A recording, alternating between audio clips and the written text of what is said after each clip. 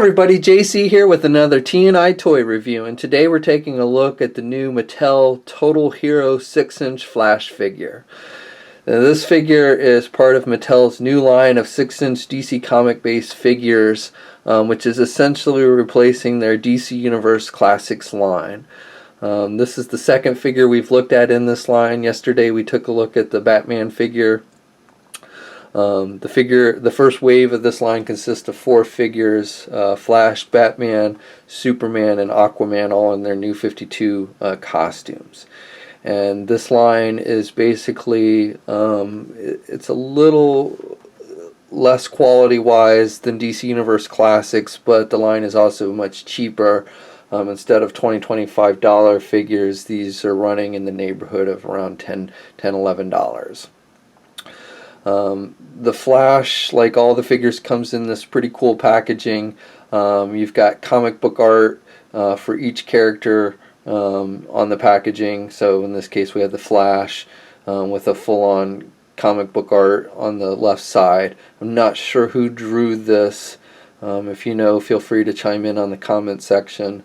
And then you've got the Flash's name up at the top with his logo. And then the figure's clearly displayed on the card back, so you can see exactly what you're getting when you buy it. And then you've got the Total Heroes logo down at the bottom. Then on the back of the packaging we have more comic book art. Again, I'm not sure who drew that one. And then underneath that you've got the Flash's statistics, basically his real name, his occupation, base of operation, and his abilities. And then next to that you have the pictures of the other figures in the wave, as I told you: Superman, Batman, and Aquaman. Now, one thing I want to note is each of the figures seems to be assigned a specific number, lettering number system. I'm not sure what the logic behind the system is, but like for instance, Superman seems to be BHD 46.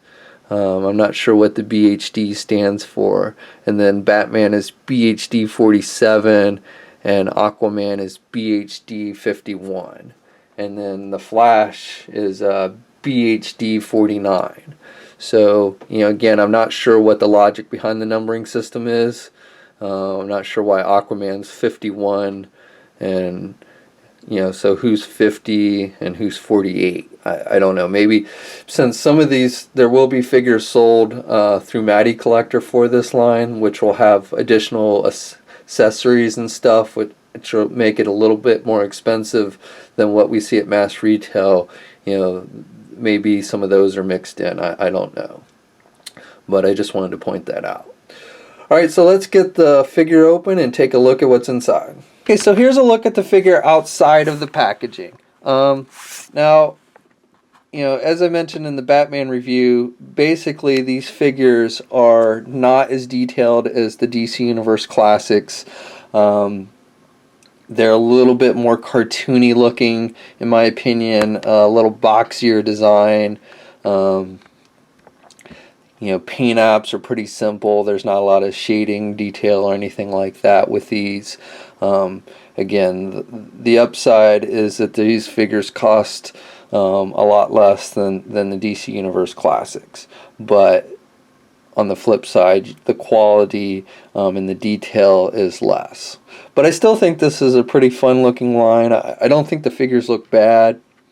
You just kind of have to accept it as a different looking line, kind of like the Justice League line. If you collected the old Justice League figures from Mattel, those were kind of a unique, cartoony, boxy type design. And same thing with this, basically, except it's in 6-inch scale as opposed to the 3 1/4, 4-inch scale. Again, this is the Flash based on his new 52 costume. You can see the lines in the costume to kind of give it that armory feel. He doesn't have like the yellow in the lines or like any kind of lightning effects like we've seen with some of the new 52 designs for the Flash. But he does have that kind of armor look to the costume. No serious paint errors or blemishes on this figure. Basic reds for the majority of the costume with the yellow painted on. The belt's painted on. The lightning stripes on his wrists are painted on.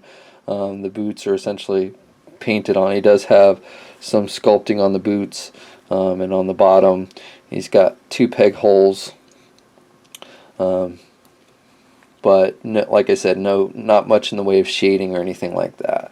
There is a little bit of bleeding. You can see kind of the red bleeding through on some of the joints on the boots, but nothing major. And for the most part, it's pretty clean apps and everything.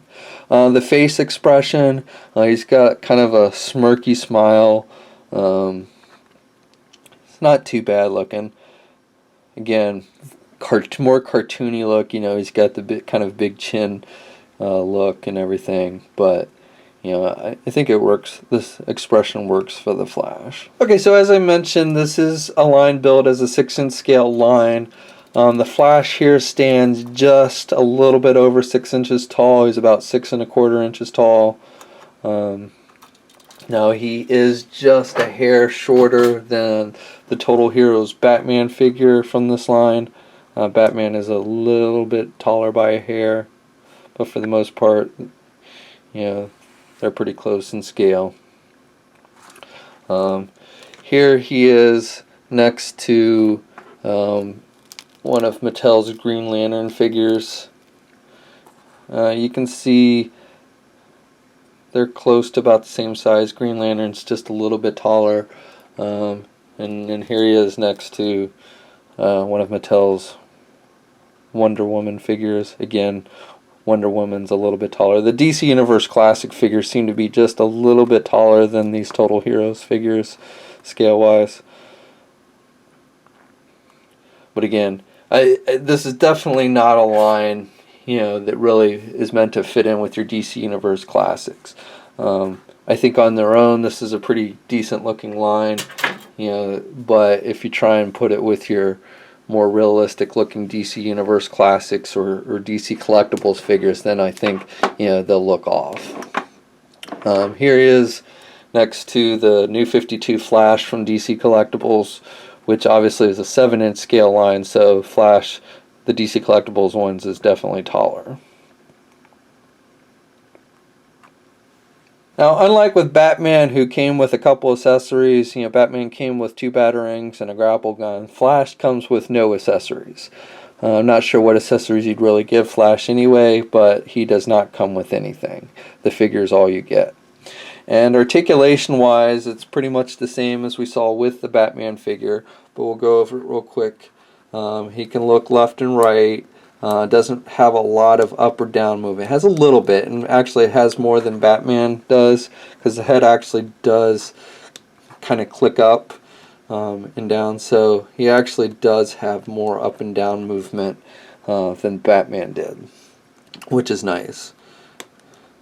He's got the standard hinge joints at the shoulders, and he's got good rotation there. No bicep swivel or anything. He does have swivel at the elbow, single hinge joint at the elbow. Can bend his elbow pretty decent, and then he's got swivel at the wrist, but no hinges at the wrist. He's got the swivel at the waist. That's the only midsection articulation these figures seem to have. And then they've got hinges at the legs, so they can do the splits. See, Flash here does the splits well. Legs go forward pretty well, but they don't go backwards very well. With the way the joint is, you can't pull the figure back really much. So single hinged knees, and the knee joint's hidden by the costume. He's got like knee pads that hide the joint on the knee, and he gets pretty good bending at the knee. And then for the ankles, again, like with Batman, he's just got the hinge, so you can get some up and down movement, but there's no swivel at the ankle. So no pivot or swivel, just up and down movement. And then, as I mentioned, the figure has two peg holes at the bottom. Okay, so that about does it for my review. Like with the Batman figure, I think for what this line is, I think this is a pretty decent figure. You know, like I said, you kind of have to go into it accepting that these are going to be more cartoony looking, a little blockier looking, you know, and they don't have super high articulation. It's a cheaper line. But assuming you're, you know, able to accept that, then I think this is a pretty fun line. You can get this figure in some pretty decent poses, and I think the overall look for it isn't horrid. I like the packaging for this line, and you know, like I said, I don't think it fits in with your DC Universe Classic figures or your DC collectibles, but a line on its own, I think this is kind of a fun little line, and definitely the lower price point is nice. So if you're wanting to start collecting this line, these figures are starting to hit retail now. I found this first wave at my local comic book shop, but these should be also available at places like Walmart, Target, and Toys R Us.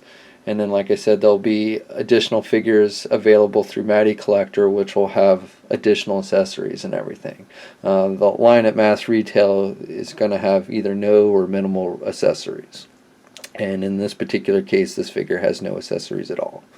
So, like I said, if you're wanting to start collecting it, start looking for it now. And until next time, I'll check you later.